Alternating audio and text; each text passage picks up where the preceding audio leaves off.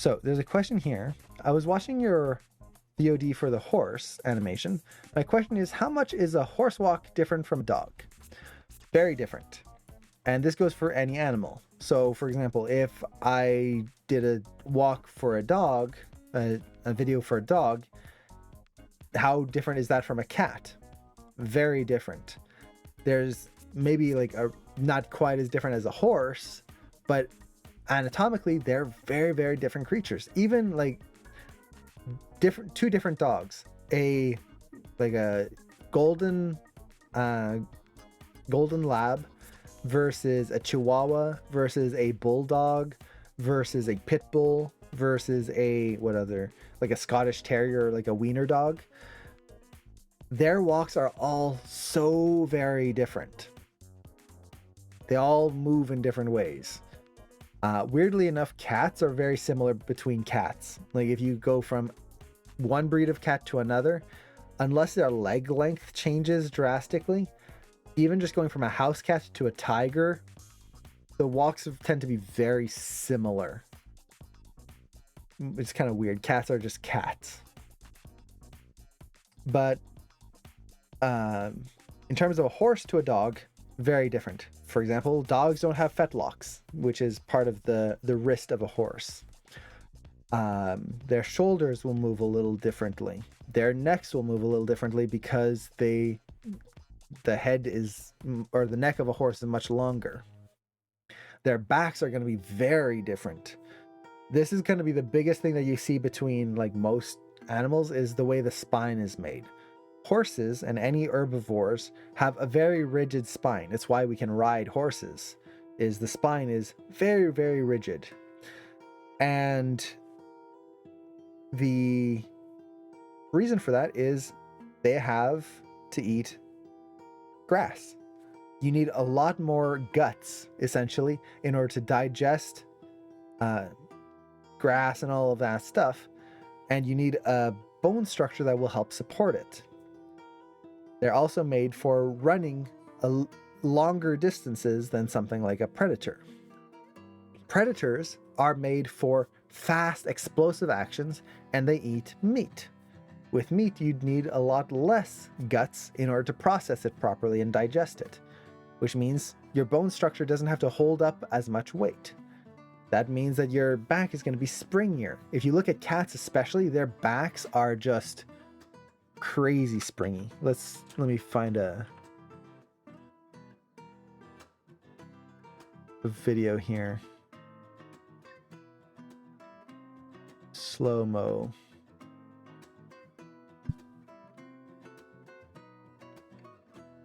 Okay.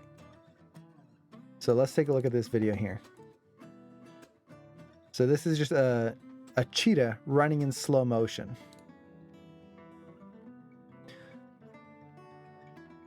Look at how much the spine is going to flex and bend. And let's share the screen. Voila. So take a look at that. So it straightens out. Look how straight that back goes. We can see that curvature coming back. And then look at how it starts to curl in right here. It's curling, curling, curling. Now it's just round before it goes back. They're very springy. Cats are extremely springy. Dogs, not quite as much, but very similar. Now let's actually find another video here. Let's keep that up on screen for now. Let's look at a horse running in slow motion.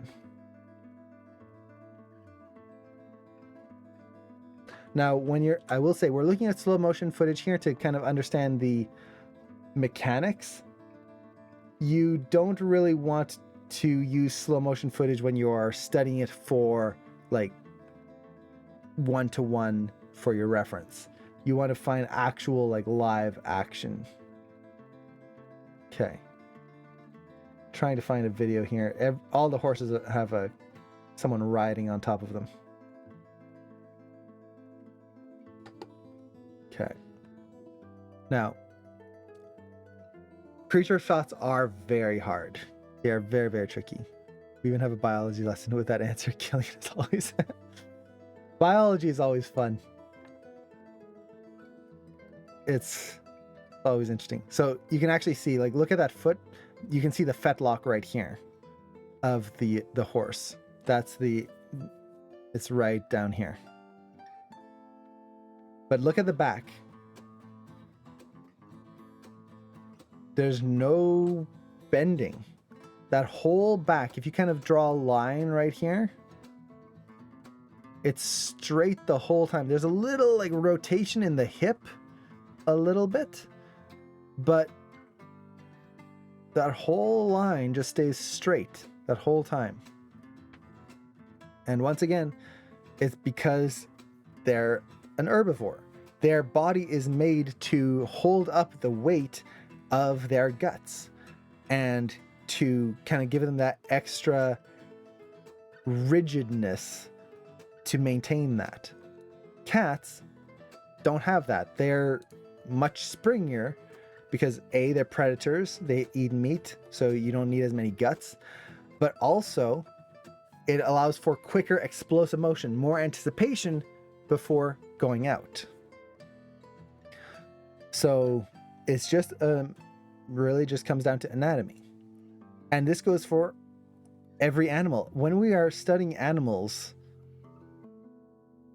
there are things that you can apply. So for example, that horse video that I did, I talked about how we would approach animating a quadruped, breaking the chest separate from the hips. So you animate each of those separately and then you add the legs underneath. How you animate the head separate. That layered workflow applies to any creature. So the elements talked about in that video apply to anything. But regardless of what you are animating, you then have to study the creature that you are animating.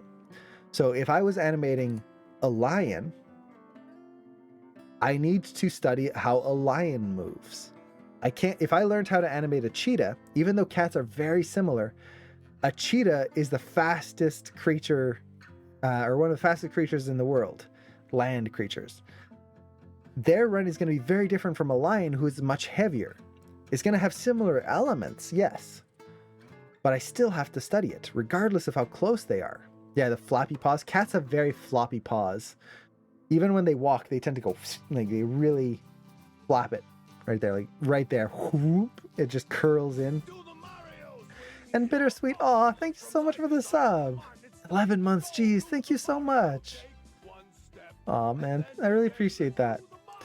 And then you can actually see the primordial pouch right there. So for anyone who doesn't know, cats have, it's called the primordial pouch. It's this little bit of skin right there in the stomach here. You can see it's stretched right there. It's not the connection joint right here. It's right there. Let's see if we can see it when he stretches out. Right there. Dogs don't have that. That's a very cat thing. Look at how steady that head is. It's almost like it's on a gyroscope. Like, look at that. You can see the ears moving and everything, but the nose and the face stay perfectly in line. That's so cool. And the tail is just going all over the place, keeping him balanced. That's really cool. Just looking at the chin and the nose. It's just like going in a straight line. It's not even any up and down, really. That's really cool. And look at those shoulders. So that's another thing that you see more in cats than in dogs is the shoulders. Dogs don't have... let's see, dog run. The dog shoulder blades are a little different than cat shoulder blades. Okay, let's see here.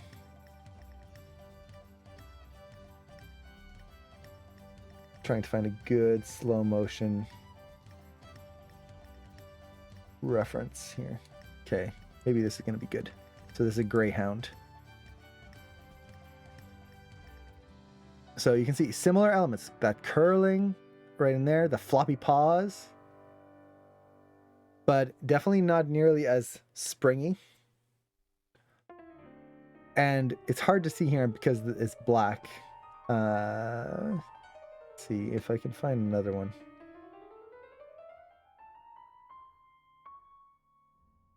But if you look at the shoulders, there's not that much motion in the shoulders. Let's see.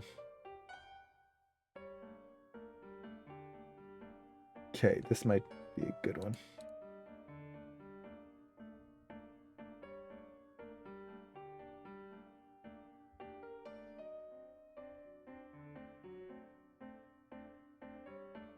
So let's see. Yeah, not as great, but we can frame through it. So here's a dog running. And if you look at the shoulders here, as it runs, the legs kick through. And you get this hunching of the back. You can see the shoulders come up as he goes through. But it's the whole kind of mass that goes in here. Then as it runs through, you get the stretch of the arm right there. Pushes through, and see how the shoulders are going down there? You get this nice clean shape. With the cheetah, look at how the shoulders move. As it goes up, you get that same bunching up in here. The little paws reaching out. And, okay. So, goes through. Takes the weight. So similar, like that nice big push. But then watch the shoulder blades right here. See how high they go up and how forward?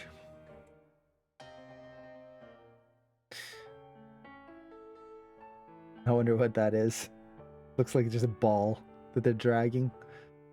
But look at how much those shoulders move. Cats have much more defined shoulder blades than dogs. It's why they can actually climb a tree. They can open up their legs. Dogs can't do that. They can't open up their arms this way. They can just do this.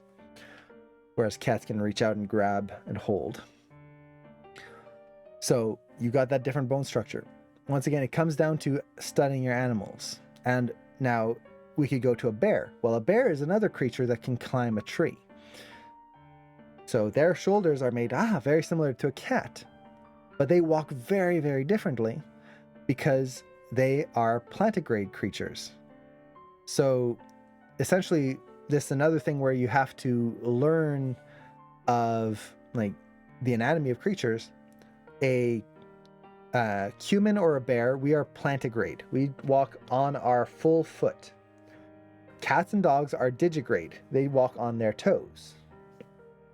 Horses and other herbivores like that are called ungulates, and they walk on their fingernails.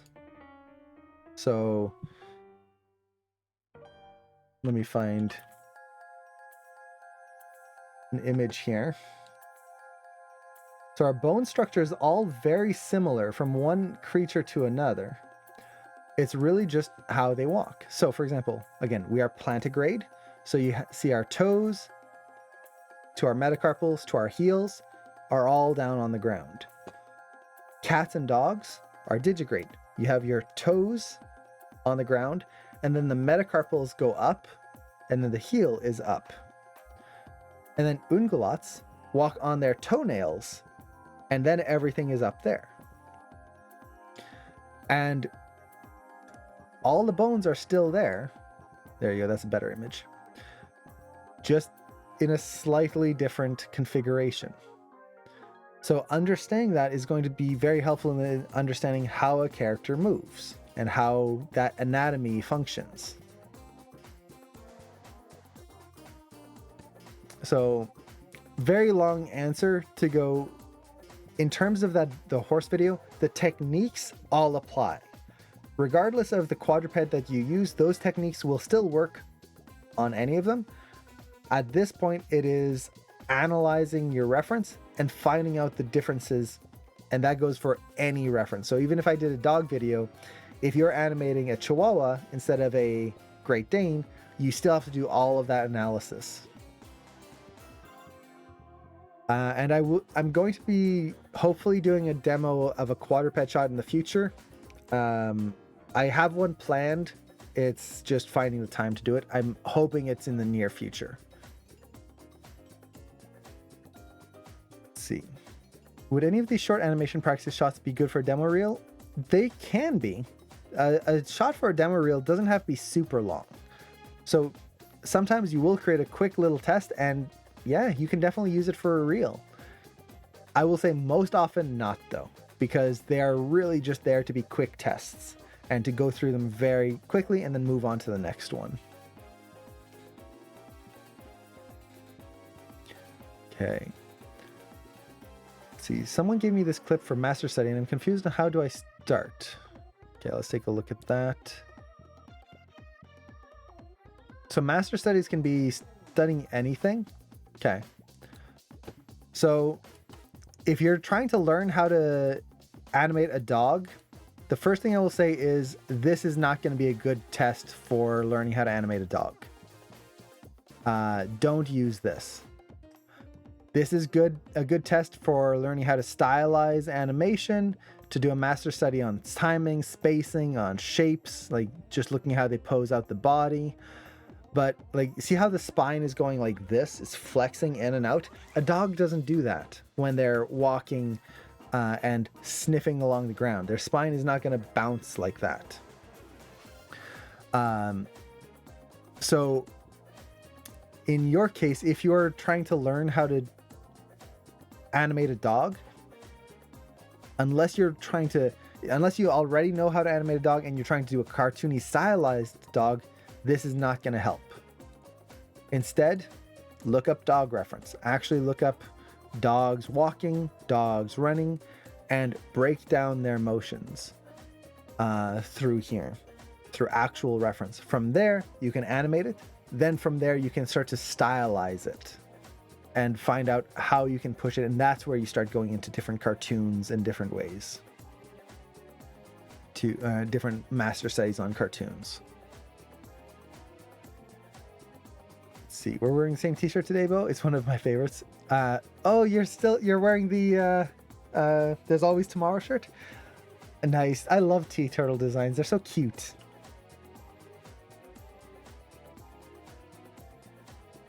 I need to get more of their stuff. Let's see. What is your character, or what if your character is an alien? Would you take the same approach to get a unique run? Yeah, so that's when you start mixing and matching. So for example, how do you animate a dragon?